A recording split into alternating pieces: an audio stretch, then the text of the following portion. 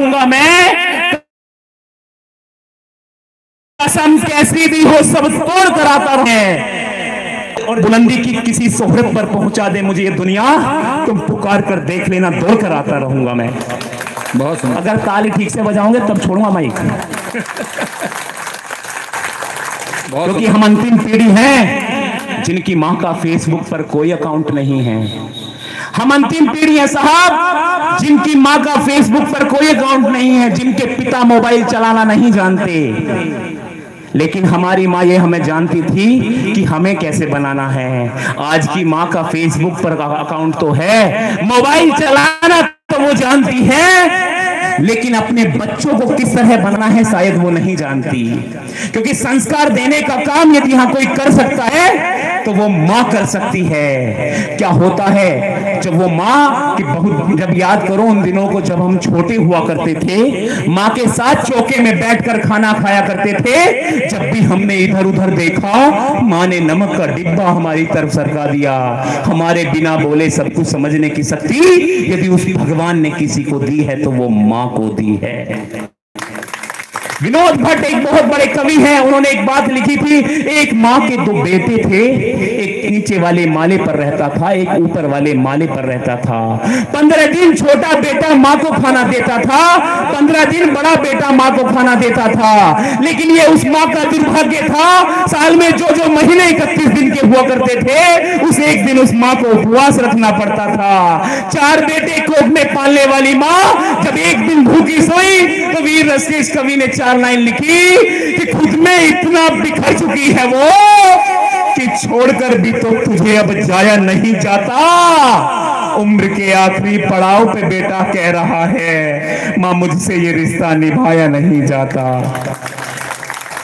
अरे मेरे पिता ने मुझे पढ़ाया ताकि मैं अपना पेट भर सकूं। जवानी के उस पहर में हमें पता नहीं होता जिस पहर में आप हैं कि हमें संस्कार क्या है, संस्कृति क्या है, यज्ञ क्या है, ये वेद क्या है। लेकिन जब हम खाट पे अंतिम समय में लेटे होते हैं, हमारी औलाद हमारी सेवा नहीं करती। जब हम इस बात को सोचते हैं यार कुछ कमी तो रह गई जो जवानी में बच्चों को नहीं दे पाए, वो चीज है संस्कार साहब। मेरे पिता ने मुझे पढ़ाया ताकि मैं अपना पेट भर सकूं, लेकिन मुझे संस्कार दिए ताकि उनका बुढ़ापा सुरक्षित हो सके। ओम ओम, बहुत सुंदर।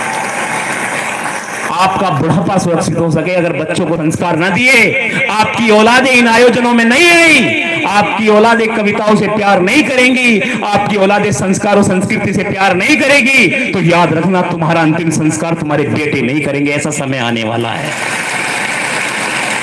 सच्चाई बोल रहा हूं। हो सकता है कि मैं कहीं कमी कर जाऊं, लेकिन माफी मांगते हुए सच्चाई है। ये 4 दिन जो ये वेद पाठी आए हैं, ये बड़े आचार्य आए हैं, ये ऐसे ही नहीं आए। ये 4 दिन तुम्हारे गांव में बहुत बड़ी बात बोलकर चले गए, तुम घर सोते रह गए, तुम्हारे तक बात इनकी नहीं पहुंची। तुम अभागे हो कि तुम्हारे घर आकर कोई दस्तक देकर चला गया।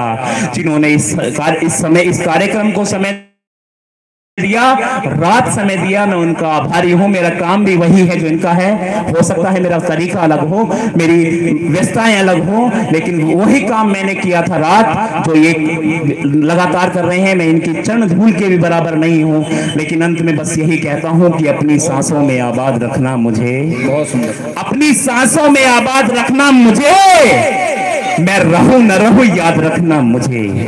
क्योंकि सुकून जिसे कहते हैं अक्सर नहीं मिला, सुकून जिसे कहते हैं अक्सर नहीं मिला, नींद नहीं मिली, कभी बिस्तर नहीं मिला, और सारी चमक चेहरे पे पसीने की है जनाब, विरासत में हमको कोई जेवर नहीं मिला। बहुत बहुत धन्यवाद, बहुत बहुत आभार।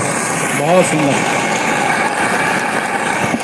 अभी देखिए, ध्यान देंगे सभी इस, भैया बैठ जाओ,